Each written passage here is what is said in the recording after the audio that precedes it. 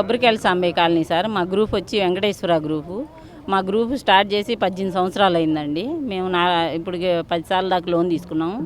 ఈసారి లోన్కి ఈ అమ్మాయి లీడరు, మా లీడరు. నేను 15 సంవత్సరాలు చేశానండి లీడర్గా, ఎప్పుడు తేడా రాలేదు. ఈ అమ్మాయిని మొన్న లోన్కి పెట్టామండి.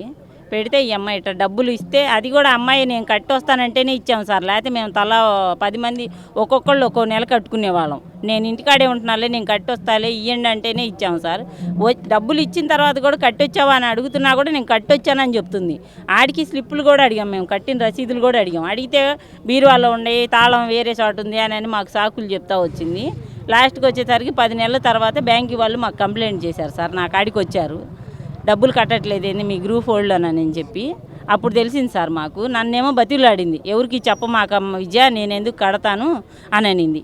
అట్లా చెప్పకుండా ఉంటే బాగోదమ్మా అని చెప్పి నేను 10 మందికి చెప్పాను. చెప్తే ఆ రోజు నైటు మీటింగ్ కూడా పెట్టుకున్నాం మేము మా ఇంటికాడ. పెడితే వాళ్ళ అత్తని, వాళ్ళ ఆయన్ని, వాళ్ళ మామని మొత్తాన్ని పిలిపించాము సార్. పిలిపిస్తే కడతామని చెప్పారు వాళ్ళ అత్త, వాళ్ళ మామ, వాళ్ళందరూ.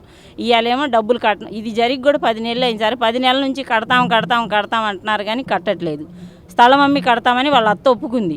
ఆ స్థలం కూడా మాకు తెలియకుండా అమ్ముకొని ఇప్పుడు ఊరు సామాన్ సర్దుకొని ఊరు దాటి వెళ్ళిపోయారు. ఈ అమ్మాయి అయినా పిల్లకి 10th క్లాస్ ఎగ్జామ్స్ జరుగుతున్నాయి కాబట్టి ఉంది. ఈ ఎగ్జామ్స్ అయిపోతే ఈ అమ్మాయి కూడా వెళ్ళిపోయింది సార్. ఈ అమ్మాయిని కూడా తీసుకొని వెళ్ళిపోతారు వాళ్ళు. అందుకే భయపడి మేము ఇక్కడికి వచ్చాము, ఎస్పీ గారికి కంప్లైంట్ చేద్దామని. వాళ్ళ అత్త వాళ్ళిద్దరు కడతామని చెప్పి మోసం చేసి, ఇల్లు ఉందో అమ్మి కడతామని చెప్పి ఇన్ని రోజులు మట్టి వాయిదాలు పెట్టారు. డబ్బులు ఇల్లు కూడా అమ్ముకొని డబ్బులు తీసుకొని వెళ్ళిపోయింది. ఇదిగో అంటుంది అదిగో అంటుంది, మాకు అసలు తెలియని లేదు. వాళ్ళ అత్త కోళ్ళు ఒకటై వాడుకున్నారు. వాళ్ళిద్దరు అడ్డం తిరిగి వెళ్ళిపోయింది. అత్త కోళ్ళు ఏడుంది అదేమని అడిగితే వాయిదాలు చెప్తున్నారు.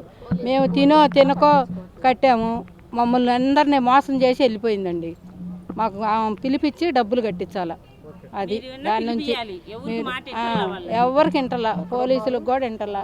వాళ్ళు ఒంగోలులో ఉంటున్నారండి. మరిన్ని వీడియోస్ కోసం ఛానల్ ని సబ్స్క్రైబ్ చేయండి. లేటెస్ట్ అప్డేట్స్ కోసం వాట్సాప్ ఛానల్ ని ఫాలో అవ్వండి. ఆ లింక్ డిస్క్రిప్షన్ లో ఉంది.